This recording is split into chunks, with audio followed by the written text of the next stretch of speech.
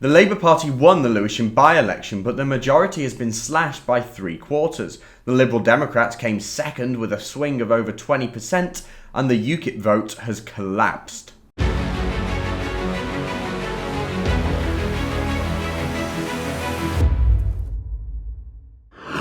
The Lewisham by-election is over. It's finally over. It's been a month of serious campaigning. The Liberal Democrats have been really working their asses off to try and do well in this election, and they certainly did. And the Labour Party has, well, they won, but I wouldn't call it a victory. So let's go through the results first of all. I gave you my predictions. My predictions were a bit off, but not completely wrong either. I was right in saying the Liberal Democrats would come second, but let's take a look at the full results. So Labour came first with over 11,000 votes and 50%. Liberal Democrats got 5,404 votes, 24.6%. Conservatives, 3,161, 14.4%. Greens, 788, 3.6%. Women's Equality, 506, 2.3%. UKIP, 380, 1.7%. For Britain, 266, 1.2%. Christian Peoples, 168, 0.8%. Then you got the Monster Raving Loonies, then the Democrats and Veterans, then Libertarian, then the Independent, then Radical, then Young Peoples. Interesting stuff. The first thing that struck me was I went to the count last night to watch this thing unfold. I love counts, and watching the amount of votes coming in for the Women's Equality Party was just amazing to see. Who are these people that are voting for a party that is campaigning for rights that already exist? I don't understand it. I mean, there's a couple of explanations. One, Lewisham East is a very left-wing constituency. There's a lot of young hipster sort of types there. So they picked up the feminist vote, obviously. But I think there was something else at play as well, and that's the people who turned up, saw 14 candidates, wanted a protest vote, and wanted to choose the one that looked the least offensive.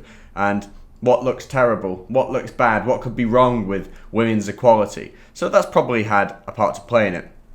Surprised to see the Greens maintaining a vote of 788. It's about the same as last time. They got 803 votes in 2017. And although in 2015, the Greens got 2,429, which is interesting. One thing I haven't mentioned yet, actually, is that the turnout for this election was abysmal. The turnout was 22,056 people, which is 33.3%. That's compared to 69.3% in 2017 and 64.1% in 2015. So people are obviously tired of elections, but maybe people are just tired of politics.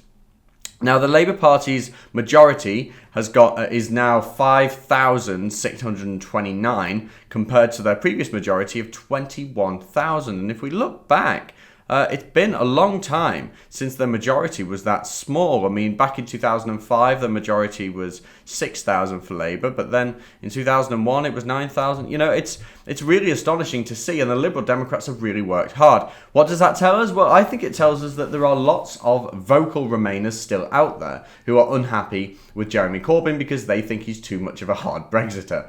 You know, the Janet Darby stood up at the end when she won and said that she was opposed to a hard Brexit, meaning she's opposed to the will of the people. One thing actually she did do when she stood up and made her acceptance speech, she says, "I stand here as a proud black woman," and everybody went, "Woohoo!" And I'm looking around thinking, what? Like, is this an achievement now? Being black is an achievement? You know, Janet Davey has got nothing to be proud of. She's literally a diversity hire. She only got this job because she was put on an all black, all women, all ethnic minority shortlist. She's got nothing to be proud of. She's not that intelligent.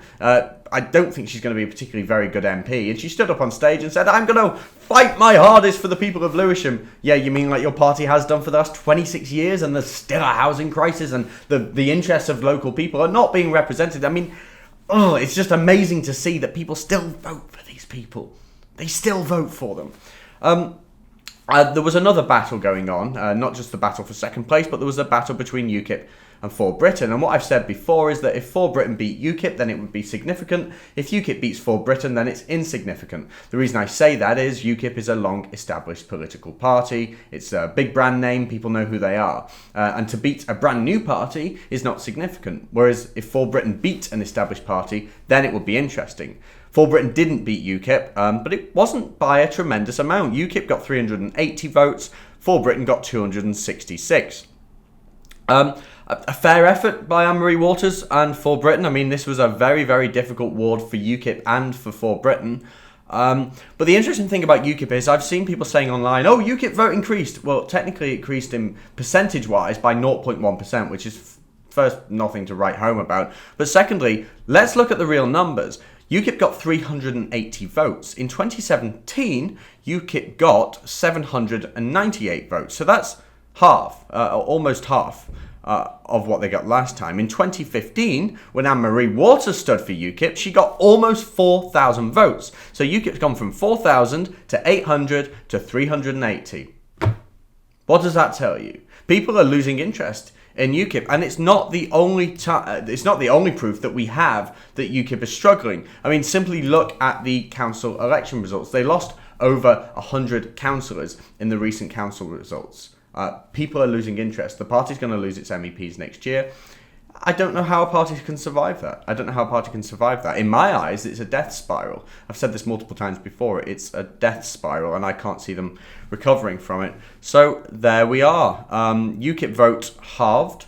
The Tories pushed down to third. Labour wins, but with a hugely slashed majority.